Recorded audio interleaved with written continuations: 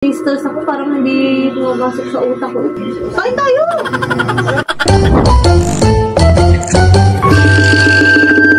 Hello mga mamshi, another mini vlog. Medyo masama ang pakaramdam ko ngayon pero ipupush pa rin natin itong aking pagbo-voice over. Pasensya na nga din kaagad sa patakan ng ulan na maririnig nyo nga ngayon. Pag-stop ako ng pasok sa katrabaho ko kaya naman nga maaga ang pasok ko ngayon. At palagi nga akong galing sa puyat ay hindi nga ako naligo ngayong umaga. Hindi nga ako sanay pumasok ng opening dahil nga palaging closing ang nire-request ko sa manager namin. Iba na nga lang kapag may mga pagkakataon na kailangan ko talaga magpang umaga. Gaya nga ngayon na kailangan kong makauwi ng maaga dahil kailangan nga namin mag-review dahil bukas na ngayon discourse analysis presentation namin sa school. Nanghihinayang talaga ako sa pasok at kikitain ko kaya kaysa naman ipamigay ko ay nakipag-swap na nga lang ako ng schedule. Alis na nga din papuntang school si Kuya Sean. Ito naman si Chantal, iniliguan ko na nga din para hindi na nga aasikasuhin ni daddy niya mamaya. Sanay naman niya na maligo ng maaga dahil palagi ko ngayong ginagawa sa kanya lalo na nga kapag maaga rin ang pasok ko sa school. Dahil bukod nga sa gawaing bahay ay nagkakataon nga na marami ring nagpapadeliver kay Daddy Sherwin. Parang thankful lang din talaga ako ngayon dahil kahit papano ay namamanage na namin ng maayos yung mga oras-oras namin. Aminin ko minsan may mga time talaga na nahihirapan kami lalo na nga kapag may mga pagkakataon na nagkakasabay nga yung mga importanteng lakad namin. Ang iniisip nga namin ay yung mga bata at talagang wala kami ibang maaasahan kundi nga kami lang mag-asawa. Pero ang madalas talaga magpaubaya ay ito nga si Daddy Sherwin kaya minsan nagkakataon na wala talaga siyang kinikita dahil nga nagbabantay na lang ng mga anak namin sa bahay. Kaya minsan hindi ko rin maiwasan isipin na napakaswerte talaga ng mga mag-asawa na nandyan pa rin yung pamilya nila para umalalay palagi sa kanila. Hindi naman sinasabi ko na hindi umaalalay sa amin yung pamilya namin. Hindi ko din naman masisisi ang family namin both sides kasi nga palagi rin naman silang busy. Kumbaga, napunta nga kami sa sitwasyon na kailangan talaga namin tumayo sa sarili naming mga paa. Dahil parehas naman kaming hindi pinanganak na mayaman. Hindi lang talaga maiwasan minsan makaramdam ng inggit, pero thankful pa rin ako dahil sa sitwasyon na to. Tututunan namin mag-asawa kung paano tumayo sa sariling paa at maging matatag para nga sa pamilya namin. Kaya napakwento na naman tuloy ako ng madami. Kasi kaso nga muna ako sa bahay at 7 PM na nga nang makarating ako dito sa boarding house ng kaklase ko.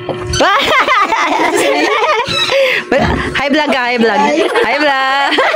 Nag-usap-usap talaga kami na magsama-sama nga ulit ngayon dahil bukas na nga yung presentation namin ng discourse analysis. Na-realize kasi talaga namin na iba pala kapag nga marami kang kasama dahil kahit papano nga ay nagkakaroon kayo ng sharing of ideas. Isa pa talagang inaantok nga ako kapag ako lang yung gumagawa sa bahay. Maraming beses pa nga na talagang tinatamad ako tapos kung kailan nga yung deadline saka ko pa lang siya gagawin. Kapag ganito talaga na pinaglaanan na nga namin ng time ay kahit papano may natatapos nga kami. Kahit nga mas marami pa rin yung tawa at chismisan namin. Oo lang kahit hanggang ngayon nahihirapan talaga ako mag-adjust pa rin sa mga lesson. May mga pagkakataon din talaga minsan na parang sumusuko na nga yung utak ko. Iba nga talaga kapag matagal kang na-stuck sa pag-aaral. Pero buti na lang talaga na dito nga itong mga klase ko, napakalaking tulong talaga nila sa akin. Tulungan na lang talaga kami kapag may mga lesson nga kami na mahirap talagang intindihin. Past 10 PM na nga to at naglakad na nga lang kami ni Jose pauwi nga sa aming mga bahay. Nakaramdam talaga kami ng kaba lalo na nga kapag napag-uusapan namin tungkol nga sa aming presentation bukas. Kanya-kanya na lang talaga kaming palakasan ng loob. Makakaraos at matatapos din namin yung discourse analysis na yan. Ginagawa naman namin lahat ng best namin sa pag-aaral. Kasi ang goal namin,